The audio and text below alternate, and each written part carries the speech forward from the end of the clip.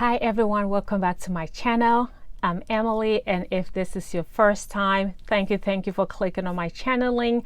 I know if you're here, you were probably searching about assisted living, residential assisted living business, or group home or home care business. So if you click on this link, you are in the right channel. If you want to go down to my playlist that says CEO Journey, there you're going to see all the videos, all the documentation of my process through from the beginning to the end of getting licensed of my 4-bed residential assisted living. So if you are in the beginning process, this is an amazing playlist for you. Watch from the beginning, take notes. This will probably help you answer some of the questions or some of the difficulties you're having through your process right now. If not, drop your comments in whatever video you watch, and I'll definitely come back and answer your questions. I usually answer questions on the comment section when they pop up. It might not be immediately, but I definitely get back to you. Again, thank you for clicking on my link. And this video, I'm going to just go over a brief, what am I going to say? Maybe steps or things you need to think about if you are just thinking about it, heard about it, about residential assisted living or assisted living or home care. You weren't sure where to get started. There are a key factors that you probably want to take into considerations before you full on invest in it. And so without wasting any of your time, let's jump right into it.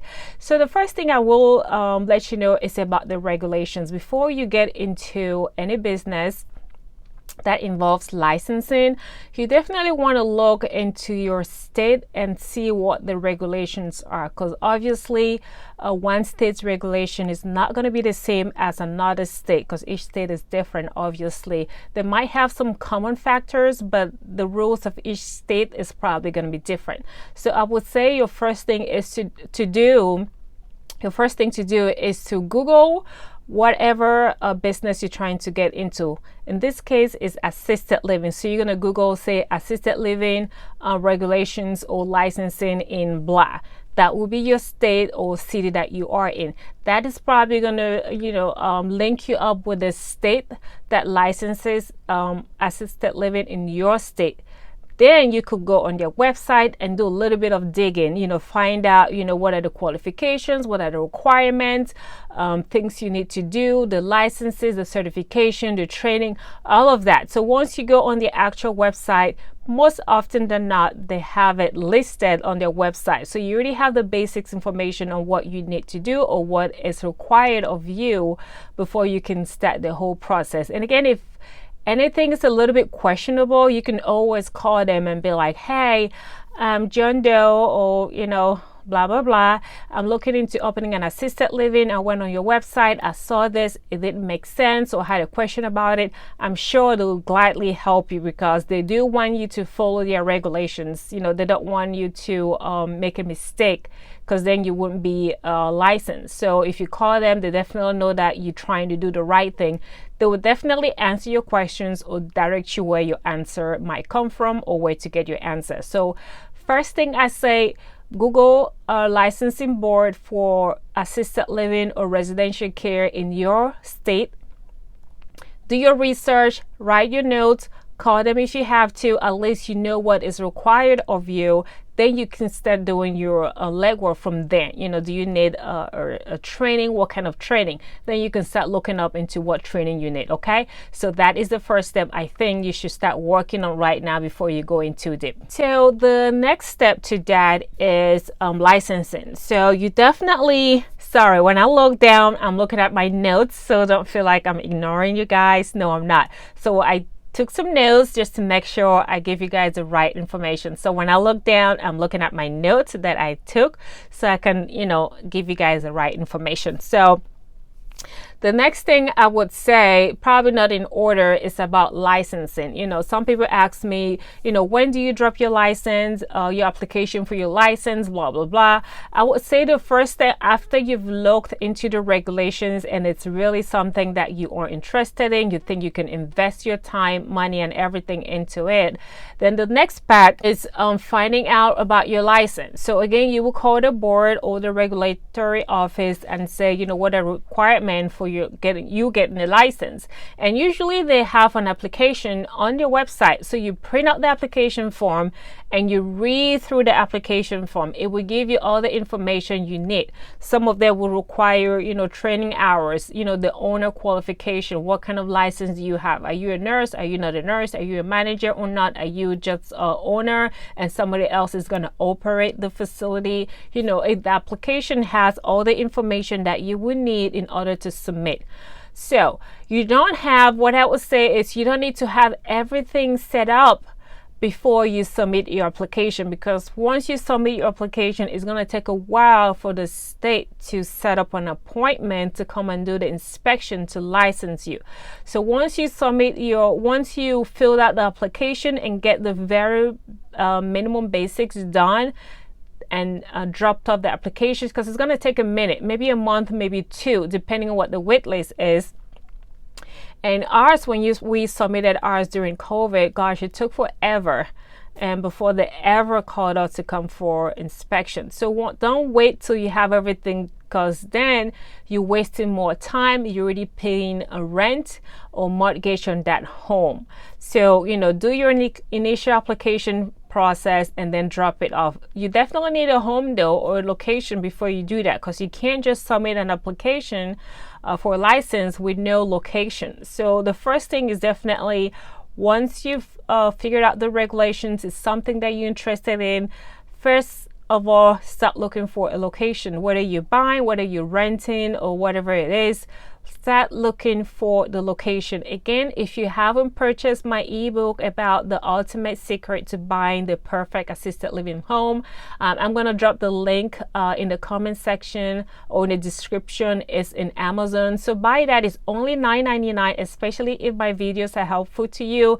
I would appreciate the support. So I'm going to drop the link in the description box and in the comment section of the link. It's only $9.99, and you will definitely see what you need to know to get the right home for your facility. Okay, so definitely get the right home, and then now you can drop your application for licensing. Okay, so first thing, regulations, find your home, fill out the application for licensing. Once you drop that off, then you can move on to the next step, which is, getting your policy and procedures and getting your fire inspection, environmental inspection, blah, blah, blah. I have all those listed in my previous videos. Just go check on that CEO Journey playlist. You will definitely find it on that playlist. Okay, so just be patient with yourself, look through, take notes.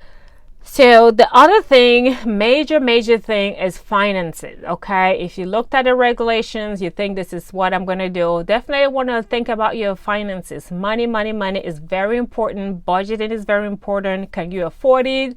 Where are you going to get the money to finance your business? Again, know that within probably the first year, you probably wouldn't make any money, because when you're leasing or you're buying, or if you're buying a home, you're thinking about your down payment. If you're leasing, most people want you to sign a contract, maybe a year, maybe 2 years, maybe 3 years. And I would recommend that if you are going to lease from somewhere, sign a long-term contract, at least 2 years. That way, you have a location for 2 years. You can settle, do your application, get your patients in or residents in, and do business.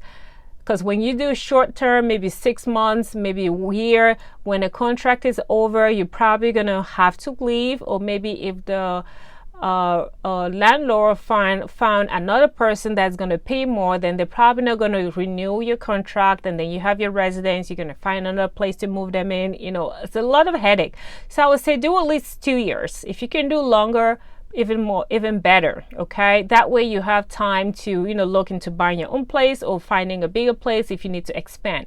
So finances is another important thing that you need to look about. If you want to get a loan, a soft loan from friends and family members, or want to get a loan from a bank, whatever it is, or you've saved up money for it. Okay, so think about your financing too. That's very, very important. That's probably the most important, because you're going to have to pay staffing, pay your leasing or down payment, pay for all the inspections, the applications, your policy and procedures, food, utilities, all of that. So you have to think about how much it's going to cost you, and have about 6 months or so gathered or ready to be spent, or fulfill those requirements if you have to. Again, financing is another important part. Okay, so the other key aspect is staffing. Oh gosh, staffing is, everything is important, but staffing is even more important. Okay, because if you have residents, you don't have staffing, you can't run the business. If you have staffing, you don't have residents, you can't run a business too. And if you have your staffing, you don't have the residents yet, you're in limbo. Do I keep paying the staffing while waiting for resident, or do I let go of the staffing? And then what if you get a resident? Where are you going to get staffing? So it's crazy. This business is crazy, but it's also worth it. If you're really into it, you know what you want, it's also very worth it.